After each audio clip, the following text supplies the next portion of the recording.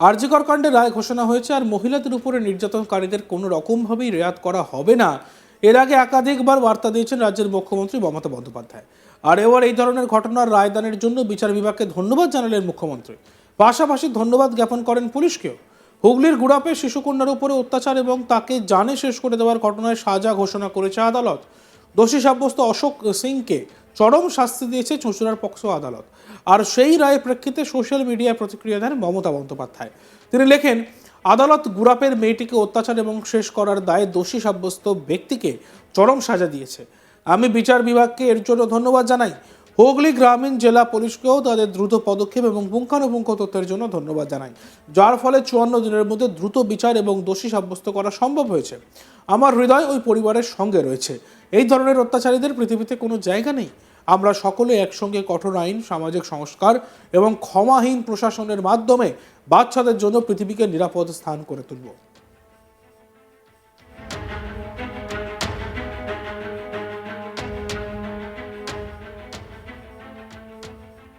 উল্লেখ্য, গত বছর 24শে নভেম্বর গুড়াপের ওই শিশুটিকে চকলেটের প্রলোভন দেখিয়ে বাড়িতে নিয়ে গিয়ে অত্যাচার চালানোর পর জানে শেষ করে দেওয়ার অভিযোগ ওঠে এক প্রতিবেশী এক ব্যক্তির বিরুদ্ধে। আর সেই সময় শিশুটির বাবা বাজারে গিয়েছিলেন। বাজার থেকে ফিরে এসে তিনি মেয়েকে খুঁজে পাচ্ছিলেন না। এরপর প্রতিবেশীর বাড়ি থেকে অচৈতন্য অবস্থায় উদ্ধার হয় শিশুটি। তড়িঘড়ি ধনেখালি গ্রামীণ হাসপাতালে নিয়ে গেলেও শেষ রক্ষা করা যায়নি। এরপরেই ঘটনা তদন্তে নামে পুলিশ। পক্সো ভারতীয় ন্যায় সংহিতার একাধিক ধারায় মামলা রুজু করা হয়। গ্রেফতার করা হয় অভিযুক্তকে। ঘটনার দ্রুত নিষ্পত্তির জন্য হুগলি জেলা গ্রামীণ পুলিশের ডিএসপির নেতৃত্বে বিশেষ টিম গঠন করা হয়। 26শে নভেম্বর ঘটনাস্থলে পৌঁছান রাজ্য ফরেন্সিক ল্যাবরেটরি বিশেষজ্ঞরা। সমস্ত তথ্য প্রমাণ জোগাড় করেন তারা। শুনানি শেষে অভিযুক্তকে দোষী সাব্যস্ত করে আদালত।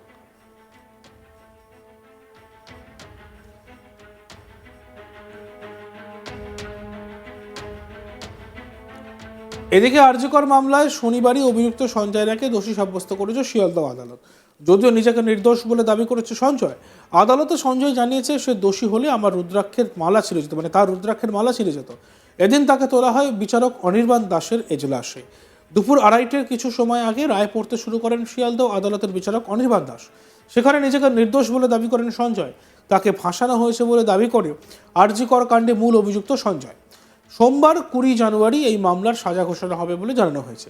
এদিন আদালতের রায় নিয়ে সিবিআই আইনজীবী পার্থসারথী দত্ত বলেন, সঞ্জয় রায়কে দোষী সাব্যস্ত করেছেন আদালত। সোমবার রায় ঘোষণা হবে। তথ্য প্রমাণ দেখে কোর্ট বিচার করেছেন। সিবিআই এর সবকটি ধারাতেই সঞ্জয় অভিযুক্ত হয়েছে বলে জানিয়েছেন সিবিআই এর আইনজীবী। আর এই নিয়ে সিবিআই এর আইনজীবী পার্থসারথী দত্ত কি বলছেন আমরা শুনব। আজকে সঞ্জয় রায়কে দোষী সাব্যস্ত করেছেন কোর্ট। তাতে সঞ্জয় রায় বলেছেন সঞ্জয় রায়ের এগেনস্টে 64, 66 এবং 103(1) বিএনএসে তাকে দোষী সাব্যস্ত হয়েছে এবং এখন সেন্টেন্সের ব্যাপারে সোমবার দিন সেটা দেবে এবং সোমবার দিন এটা কম্পিউটারে আপলোড হবে। আমার সবার কাছে অনুরোধ যে কোর্টের যে জাজমেন্টটা আছে সেটা আপনারা ভালো করে পড়ুন এবং you will get the proper scenario. I think so. Sanjay বলেছেন আমি যদি ঘৃণ্য কাজ করতাম আমার রুদ্রাক্ষ ছিঁড়ে যেত। এটা তো তার প্লি, সে কথা সে আগেও বলেছে। এটা নিয়ে সবটাই তো কোর্টের সব এভিডেন্সের উপর নির্ভর করে। এভিডেন্স থেকে কোর্ট যেটা স্ক্রুটনি করে দেখেছে। এদিকে এই দিন কোর্টের ভিতরে ঠিক কি হলো তা জেনে নেওয়া যাক আমাদের প্রতিনিধির কাছ থেকে। প্রতিনিধি রাজেশ এবং অনির্বাণের একটি প্রতিবেদন। রাজেশ এতক্ষণ ধরে ভেতর থেকে সেই খবরই তুলে ধরছিল। আমরা বারবার বলছিলাম যে আমাদের প্রতিনিধি রাজেশ শাহ। রাজেশ, একেবারে রাজেশ, একেবারে একটু সরাসরি বলো যে ঠিক কতক্ষণ চললো বিচার প্রক্রিয়া এবং কি কি হলো, একটু যদি একেবারে সরাসরি বলো আমাদের। দেখো, দুপুর 2:10 নাগাদ যে ভিকটিমের প্যারেন্টস যারা বাবা মা তারা কোর্টে প্রবেশ করেন। তারপরে জাজ আসেন, অ্যাডিশনাল ডিস্ট্রিক্ট জাজ অনির্বাণ দাস, তিনি কোর্টে প্রবেশ করেন এবং তারপরে 2:20 নাগাদ সঞ্জয়কে নিয়ে আসা হয় কোর্টের ভেতরে। সঞ্জয়কে সরাসরি কোর্টরুমের ভেতর দিয়ে নিয়ে গিয়ে তাকে কাঠগড়ায় দাঁড় করানো হয় বিচারকের সামনে। এরপরে কিন্তু মাঝখানে কোর্টে কিছুটা হইচই শুরু হচ্ছিল, একটু উত্তেজনা বাড়ছিল যে সঞ্জয়কে যখন আনার নির্দেশ দেন বিচারক, সে সময় একটু উত্তেজনা বাড়ছিল। সেই সময় বিচারক সবাইকে ওয়ার্ন করেন, সতর্ক করেন যদি এই ধরনের উত্তেজনা হয় তাহলে আজকেও ইন ক্যামেরা অর্থাৎ রুদ্ধদ্বার শুনানি হবে। সবাইকে সতর্ক করার পর কিন্তু কোর্ট শান্ত হয়। এরপরে সঞ্জয়কে নিয়ে আসা হয়, সঞ্জয়কে বিচারকের সামনে একবারে কাঠগড়ায় দাঁড় করানো হয়। এরপরে বিচারক অনির্বাণ দাস তিনি সঞ্জয়কে সরাসরি জানান তার যে ভার্ডিক্ট তিনি পড়তে শুরু করেন এবং সঞ্জয় যে মূল অ্যাকিউজড, এখন তিনি কনভিক্টেড, সেই সঞ্জয়কে পুরো ভার্ডিক্ট পড়ে শোনানো হয়। সঞ্জয়কে মাননীয় বিচারক অনির্বাণ দাস তিনি জানান যে আপনার বিরুদ্ধে অভিযোগ ছিল, আপনি একজন কলকাতা পুলিশের অন ডিউটি সিভিক ভলেন্টিয়ার হয়ে আপনি আরজিকর হাসপাতালে যে সেমিনার হল 3rd ফ্লোরে, সেই সেমিনার হলের ভেতরে আপনি গিয়ে রাত্রিবেলা একজন অন ডিউটি ডক্টরকে আপনি অত্যাচার করেছেন এবং আপনি সেক্সুয়াল অ্যাসল্ট করেছেন এবং আপনি তাকে হত্যা করেছেন এবং আপনার অত্যাচারে তার মৃত্যু হয়েছে এবং আপনার বিরুদ্ধে যে শুনানি হয়েছে, যে বিচার প্রক্রিয়া চলেছে, সেখানে অসংখ্য সাক্ষীদের আমরা এক্সামাইন করেছি, সমস্ত তথ্য প্রমাণ তদন্তকারী সংস্থা জমা দিয়েছে, সবকিছু পরীক্ষা করে আমরা আপনাকে দোষী সাব্যস্ত করছি। আপনাকে দোষী সাব্যস্ত করা হলো, এটা সরাসরি মাননীয় বিচারক সঞ্জয় রায়কে সরাসরি সামনাসামনি জানিয়ে দেন। এটা জানানোর পরে সঞ্জয়কে জানানো হয় যে তিনি 3টে সেকশনে দোষী সাব্যস্ত হয়েছেন। তিনি বিএনএস অর্থাৎ ভারতীয় ন্যায় সংহিতার 64, 66 এবং 103 ক্লস 1 3টে ধারাতে তাকে দোষী সাব্যস্ত করা হলো বলে সঞ্জয়কে জানান বিচারক।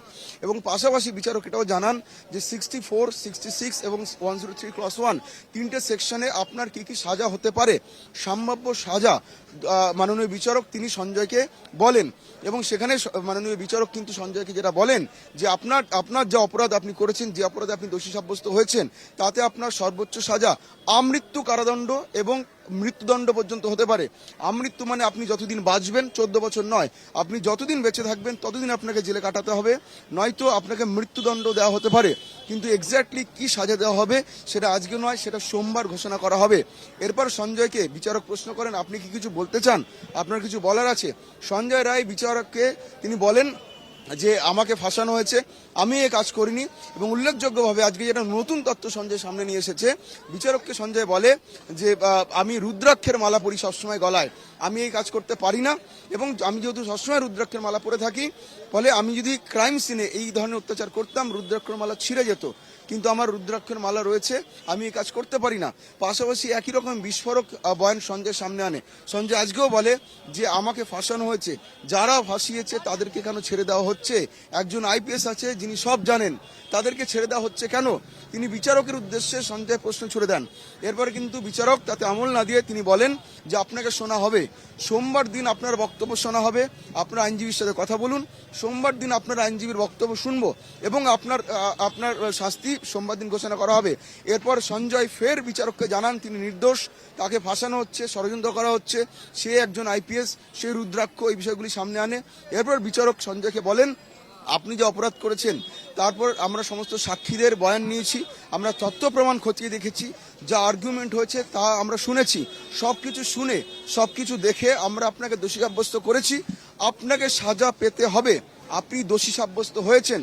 মাননীয় বিচারক অনির্বাণ দাস তিনি সরাসরি সঞ্জয়কে মুখের ওপর সাজা শোনান যে আপনি দোষী সাব্যস্ত হয়েছেন, আপনাকে এর জন্য সাজা পেতে হবে।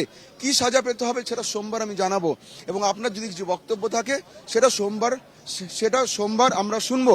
এবং পাশাপাশি বিচারক বলেন যে আপনাকে ততদিন পর্যন্ত জেল হেফাজতে পাঠাচ্ছি, আপনি জেলে থাকুন, সোমবার দিন আসুন, সোমবার দিন আপনার বক্তব্য শুনে আমরা সাজা ঘোষণা করব।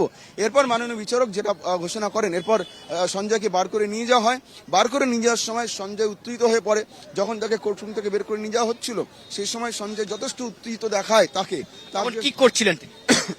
সঞ্জয়কে দেখে প্রাথমিকভাবে আমাদের আপাতদৃষ্টি মনে হচ্ছিল সে অসুস্থ বোধ করছে, এরকম তার বডি ল্যাঙ্গুয়েজ ছিল। সে বারবার চোখ বন্ধ করে ফেলছিল, বেরোনোর সময় বারবার আটকে দাঁড়াচ্ছিল, সে বারবার চোখ বন্ধ করে পড়ে যাওয়ার মতন সে একটা তার বডি ল্যাঙ্গুয়েজ ছিল। পুলিশ কর্মীরা তাকে ফোর্সফুলি তাকে কোর্টরুম থেকে তাকে বার করেন এবং তারপরে কিন্তু বিচারক ভার্ডিক্ট এবার পড়তে শুরু করেন। তিনি বিস্তারিত পড়েন এবং বিচারক জানান যে সোমবার 12:30টার সময় কনভিক্টেড সঞ্জয় রায়ের বক্তব্য শুনবেন এবং সেকেন্ড হাফে তিনি সাজা ঘোষণা করবেন।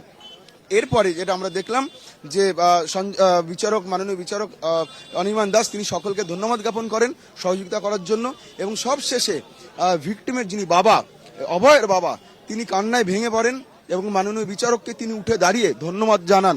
তিনি মাননীয় বিচারককে বলেন যে আপনার উপর যে পূর্ণ বিশ্বাস আমরা রেখেছিলাম সেই বিশ্বাসের মর্যাদা আপনি দিয়েছেন, আপনাকে তার জন্য ধন্যবাদ জানাই। এবং এই বক্তব্য যখন তিনি রাখছেন তখন কিন্তু তিনি কান্নায় ভেঙে পড়েন এবং বিচারক তার বক্তব্য শোনেন, তাকে পাল্টা ধন্যবাদ জানান সৌজন্যবশত এবং তাকে বলেন আপনি সোমবার আসুন, দেখা হবে।